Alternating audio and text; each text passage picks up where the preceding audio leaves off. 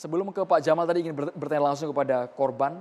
Mas Iqbal, ini ada pertanyaan juga Mas Iqbal yang mungkin Mas Iqbal bisa jawab. 15 menit sebelum pertandingan selesai Mas Iqbal, apakah Mas Iqbal tahu bahwa pintu 13 itu sempat terbuka? Ya, Anda ada melihat yang keluar di sana atau memang dibukanya ketika selesai pertandingan? Sempat tahu Mas Iqbal soal ini? Kalau itu nggak sempat kan saya posisinya di dalam tribun, nggak sampai lihat ke arena pintu. Anda termasuk yang ikut juga turun dari tribun ke lapangan? Nggak.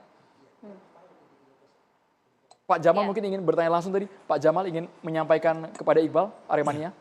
Mas, saya turut sedih Mas. Terima kasih. Ya, itu jenengan waktu di tribun 13 itu kok tahu-tahu punya reaksi ikut bersama-sama orang sampai ketarik keluar. Apa yang menyebabkan itu? Menyebabkan itu kan karena gas. Efeknya itu kan mata perih Pak. Ya. Ketika itu sama dada itu kayak sakit Pak, sesak. Oh ya ya. Ya wes cukup aku begini guru tok iku tok. Ya. Silakan Pak Beni. Ya Mas Iqbal, saya cuma tanya satu ya. Mas Iqbal itu kan di tribun 13, ya kan? Berarti dekat dengan pintu 13, betul kan? Nah waktu Mas Iqbal ke bawah, apakah pintu 13 itu terbuka? Tertutup itu Pak. Tertutup. Saya itu keluar itu ditarik orang itu Jadi dari depan. waktu pertandingan 2 kali 45 habis dan terjadi keributan di bawah, pintu tetap tertutup. Ya, kita tembakan gas air mata itu langsung semuanya itu lari-lari. Karena perihnya mata itu Pak. Oke, terima kasih. Mas Rifanli mungkin tadi ingin menyampaikan sesuatu. Ya, ini kali pertama Mas Iqbal ngerasain gas air mata? Iya, seumur-umur hidup nggak pernah ngerasain, nggak tahu namanya gas air mata itu nggak tahu. Kali ini yang tahu. Bahkan tadi di informasinya pada saat kejadian pun masih belum menduga bahwa itu gas air mata. Iya. Lalu Mas Iqbal keluarnya melalui pintu atau ventilasi yang dijebol? Dijebol itu. Oh, Dari oke. ventilasi. Ditarik oleh seseorang melalui ventilasi. Ada yang mengetahui tidak yang menjebol siapa? Atau siapa yang menarik? Saya Apakah sempat terdampar itu. Terkapar, dia sempat terkapar, Mas Rifanli. Jadi Nggak kondisi bisa tahu. antara sadar dan tidak sadar ya, Mas Iqbal ya? Oh, oke. Ya. Posisinya sempat hilang kesadaran juga pada saat itu. Oke. Silakan, Mas Eko. Sudah cukup juga. Baik. Oke. Mas Iqbal, mungkin terakhir untuk saat ini apa harapan Anda, Mas Iqbal? Apa yang ingin disampaikan dalam forum ini? Ya, untuk pihak PSSI harus bertanggung jawab soal kejadiannya kritikan di luar. Sama Panpen juga harus bertanggung jawab soal kejadian kritikan di luar. Tanggung jawab seperti apa mungkin Mas yang Mas Iqbal inginkan dari Panpel maupun juga PSSI? Ya, kalau yang itu ngasih harapan apa gitu sama Awak Santunan bisa membantu keluarga yang ketinggalan anaknya. Baik, Mas Iqbal. Mungkin untuk Aremania, Mas, pesan sesama supporter. Ada yang ingin disampaikan, Mas Iqbal? Supporter ya jangan menjadi provokator untuk yang lain. Terima kasih banyak Mas Iqbal Maulana sudah bergabung di Catatan Demokrasi. Terima kasih banyak, Pak Jamal Aziz, kita tahu Pak, TGIPF dikasih waktu 10 hari. Dan sekarang sudah ada 6 tersangka. Menurut Anda perlu lagi ini diurai tindak lanjutnya karena apakah berhenti sampai di sini? Apa jangan-jangan masih panjang ini Pak benang kusutnya? Jadi begini, saya itu kalau mau dongeng dan lain sebagainya dengan temuan TGIPF dan lain sebagainya, ada kontras masuk dan lain sebagainya. Ini sebetulnya kan masyarakat ini cuma kepingin mengapa ini terjadi. Oke, sudah tahu tadi kan orang-orang itu desek-desekan karena gas air mata. Ya, siapa yang melakukan ini kan? Itu yang harus dicari ujung akarnya. Ya, tapi kan presiden sudah punya peduli. Jret, pemerintah menurunkan tim TGIPF diketuai Pak Mahfud. Pak Mahfud ini kelihatannya kan semua hal kalau dia sebagai koordinator dia langsung bisa mengkonsolidasi. Karena kan dosen, ahli tata negara, jadi menata apa saja itu tidak sulit dia. Ya. Sekarang dikasih waktu. Tapi kan kalau saya info dari yang Aremania, ini sedikit frekuensinya agak turun. Karena apa? Dari tim penyelidik dari kepolisian sudah ada yang ditetapkan. Ya. Dari TGIPF ada yang ditetapkan. Tapi ini tidak mungkin kalau cuma 3 sama 3. Pasti lebih. Yang nembak itu kan lebih. Masa 3 polisi saja, jedor-jedor. Lah yang merintah siapa? Kan begitu. 2 orang yang merintah sudah tersangka, Pak. Alah makanya, kalau yang nembak nah, kan begitu. Nah, kan itu kan bisa saut-sautan itu. Iya dah. Nah, ini yang ditunggu oleh Aremania. Oleh keluarga yang ditinggalkan. Ya. Jadi kalau kita sekarang ini di catatan demokrasi ini diundang untuk bicara ini sebetulnya sudah agak sulit karena ada tim TGIPF itu yang nanti lebih konkret dan punya otoritas untuk melakukan pelacakan, penyelidikan dan lain. Apalagi ada komen kan sudah Anida bahwa gas air matanya kadaluarsa. Iya, respon Anda, Pak Jamal. Ya kan kita bukan bidangnya, tidak bisa jawab. Itu harus orang ahli puslapfor itu yang untuk kimia itu. Benar kalau kadaluarsa itu dampaknya lebih ringan. Gitu. Nah, ada orang yang komentar, wong obat wae ndak guys, kalau sudah kadaluarsa itu dampaknya lebih berat. Nah, tapi kan yang bidangnya kan mereka-mereka. Jadi kita tidak boleh komentar. Cuman mengapa ini bisa terjadi? Mengapa? Oke, kita lupakan itu barang. Kita lupakan. Karena apa? Statuta FIFA-nya mengatakan bahwa di lapangan tidak boleh ada gas air mata. Berarti pengaman tidak mendapat sosialisasi tentang cara pengamanan sepak bola di lapangan. Artinya FIFA yang tidak mensosialisasikan? Bukan. PSSI? Ya, PSSI bersama induksinya, panpelnya, dan lain sebagainya. Kalau menurut Pak Riyad kemarin catatan demokrasi, itu sudah disosialisasikan. Tapi secara kontinuitas tidak disosialisasikan. Saya dengan kasus ini, saya berterima kasih. Semua pihak sekarang terlibat dan mau peduli terhadap persepak bolaan. Sampai lapangan dicek sekarang. Wah ini lapangannya tidak memenuhi syarat dan. Ya, saya cuma nonton saja. Kalau tidak memenuhi syarat, emang Arema ini baru pertama kali itu menyelenggarakan pertandingan di situ. Piala Presiden kemarin di sana. Tidak ada apa-apa. Tapi kan PSSI mau pasang badan Pak Jamal, siap bertanggung jawab sampai ini diusut tuntas. Oh, kalau itu dari catatan demokrasi pertama saya sudah kan ngomong. Timnya PSSI suruh buat apa saja temuannya. Tim penyelidik kepolisian suruh buat apa saja temuannya. TGIPF buat semua. Dilakukan ini semua untuk disinkronisasi. Begitu terjadi kesimpulan harus para penanggung jawab ancungkan tangan. Ini saya di sini gagal. Saya mengundurkan diri. Jangan sekarang mengundurkan diri. Tidak tepat kalau sekarang mengundurkan diri. Biar mereka tahu, oh ini yang salah ini. Oh ini tanggung jawab ini. Oh ini berbuat ini. Oh ini. Kesimpulan itu nanti biar TGIPF. Bagaimana ini menurut TGIPF? Haruskah kemudian mengundurkan diri, ini apakah kemudian menyelesaikan masalah? Belum tentu, tapi paling tidak memberikan pembelajaran. Memberikan pembelajaran, jadi jangan semua orang mau coba jadi ketua. Kalau ada seperti ini resikonya. Makanya saya akan katakan di catatan demokrasi yang pertama. Ya toh, adakah para pemimpin kalau sampai kejadian ini ternyata ada kesimpulan bahwa mereka harus bertanggung jawab, punya moral etika?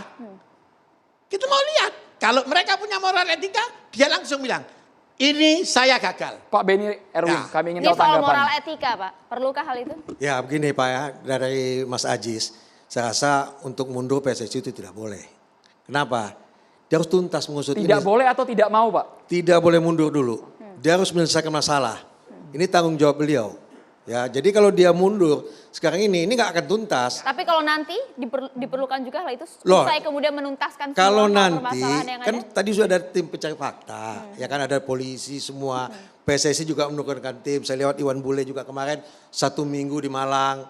Itu kepedulian beliau terhadap Kanjuruhan ini. Jadi kita lihat ya kalau memang nanti misalnya terbukti ada kesalahan dari pihak PSSI, mungkin Pak Iwan juga berlapang dada lah. Ya mungkin ini kegagalan saya, mungkin saya mundur jadi ketum PSSI. Bukan disuruh mundur, tapi kesadaran gitu. Jadi dilihat dulu. Hal itu belum keluar sama sekali Pak sampai sekarang Pak. Oh iya, karena mereka ingin menyelesaikan masalah ini. Kalau sekarang dia mundur, nggak selesai, nggak akan ketemu. Saya ingin menambahkan, saya katakan dari catatan demokrasi yang pertama, tidak boleh mundur.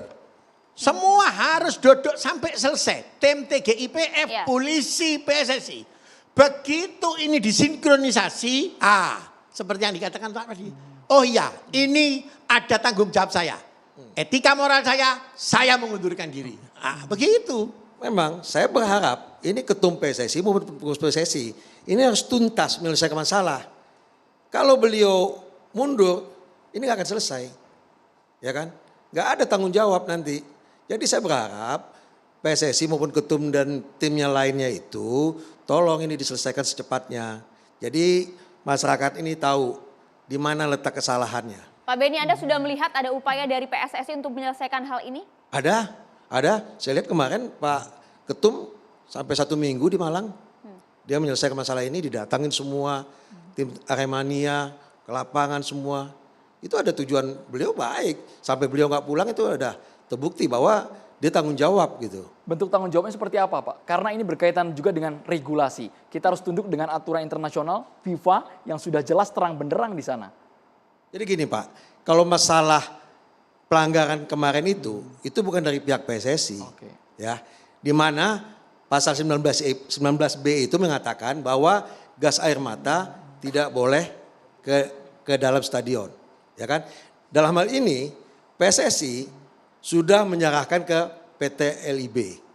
PT LIB itu adalah yang bertanggung jawab menjalankan roda kompetisi Liga 1, Liga 2. Ya, dan mereka juga punya tim untuk verifikasi lapangan, segala macam. Nah ini makanya kalau kita mau lebih detail ke PT LIB-nya.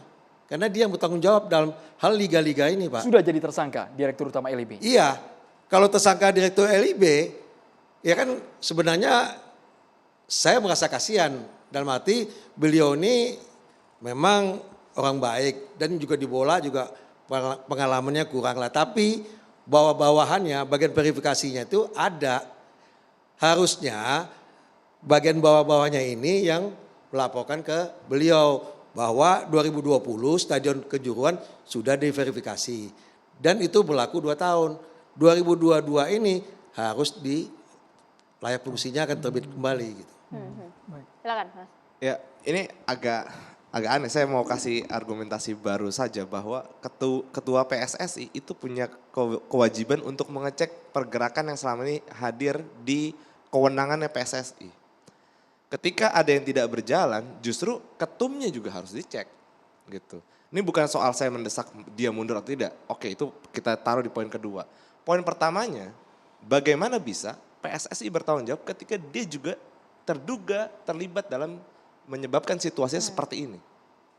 Tanggung jawab seperti apa yang bisa dilakukan oleh terduga orang yang bertanggung jawab juga untuk permasalahan sistemik seperti ini. Tadi baru diketahui untuk konteks stadion ini tidak sesuai yang peraturannya atau bagaimana, dan penyelenggara ternyata malam hari, meskipun itu ada keterlibatan dari PT LIB dan segala macam, ada juga keterlibatan dari Peran PSSI. PSSI. Gitu. Perannya itulah yang ditagih sama masyarakat untuk bertanggung jawab. Tapi pertanyaannya bagaimana ketika mereka terlibat juga dalam konteks seperti itu, dia ada di posisi tertinggi. Mereka bertanggung jawab tapi statusnya dia juga terlibat di konteks itu, di masalah tersebut. Supaya jelas Mas, terlibatnya bisa dijabarkan mungkin? Keterlibatannya. Oke, keterlibatannya itu bisa langsung atau tidak langsung. Tadi ada pertanggungjawaban komando dalam tanda kutip, anak buahnya bekerja melaporkan ke ketua. Pasti mau nggak mau ketua mengetahui semuanya, prosesnya. Itu keterlibatannya Mas. Gitu. Dan di Kanjuruhan ini memang bukan hanya gas air mata atau korban jiwa, itu dampak yang timbul. Tapi apa yang sebetulnya terjadi itu kan ada peran PSSI. bagaimana mekanisme evaluasi yang selama ini berjalan. Aturan-aturan. Keterlibatan secara tidak langsung dia punya tanggung jawab untuk ngecek situasinya, evaluasi rutin dan lain sebagainya. Saya rasa itu juga sudah ada aturannya. Tapi pertanyaannya, bagaimana dia bisa jujur terhadap apa yang selama ini terjadi sama yang bersangkutan, sama kepemimpinannya dia, tetapi di satu sisi dia terlibat dalam masalah-masalah yang tadi. Gitu. Ya, saya pikir jadi malam ini kan kita walaupun pada emosi, kesal, marah ya, kita harus tetap kepala dingin ya. Kita pisahkan hal-hal yang yuridis dengan hal-hal yang etika, moral gitu ya. Permasalahan mundur itu bukan sanksi. Saya perhatikan ini orang-orang kan PSSI sudah beri sanksi katanya. Sanksinya adalah ketua umumnya mundur. Itu kan persoalan lain ya. Tapi sampai dengan hari ini saya melihat dengan penetapan 6 tersangka, lalu juga Komdis memberikan hukuman, saya melihat 2 sistem hukum ya yang bersinggungan dalam peristiwa ini bekerja. Yaitu sistem hukum komunitas dengan putusan dari Komdis, Arema disanksi, lalu juga ada sanksi seumur hidup untuk ketua Panpel ya. Itu udah bekerja tuh hukum komunitas. Persoalan itu ringan atau enggak, itu persoalan lain. Lalu dari hukum nasional, hukum negara ini juga bekerja. Ini kejadian supporter meninggal ya di stadion, ini bukan sekali ini saja ya. Beberapa waktu lalu, belum ada 6 bulan di Bandung, 2 orang meninggal kan di Gelora Bandung Lautan Api ya. Dan bukan bentrok supporter, tapi berdesakan juga gitu. Itu seminggu 2 minggu menguap, udah nggak kedengeran lagi kan.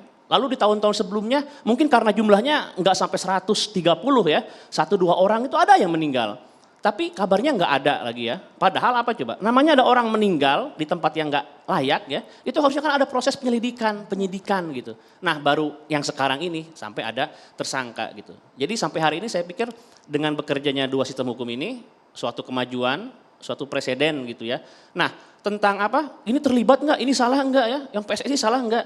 Ini ada konstruksi hukum yang paling memungkinkan ya. Kita kalau di KUHP kita kan ini orang-orang ini kan pinginnya kan ditersangkakan kan ya. Pinginnya pidana kan, ya, pinginnya pidana nih sampai Bukan PSSI. pinginnya ada atau tidak sebenarnya Iya, yang harus dilihat. itu kan urusannya sebetulnya polisi, pengembangan kasus dan lain sebagainya. Tapi sampai saat ini kalau kita masih bicara dalam tataran pelaku langsung ya, yang menembak, memerintahkan, itu saya pikir terlalu teknis ya, karena ini jangkauannya kita kan pinginnya yang luas sampai atas. Berarti pasal yang paling memungkinkan kan 359 KUHP tentang kelalaian. Ya. Maksimal 5 tahun penjara. Iya, kelalaian itu seperti disebutkan tadi oleh Kontras ya.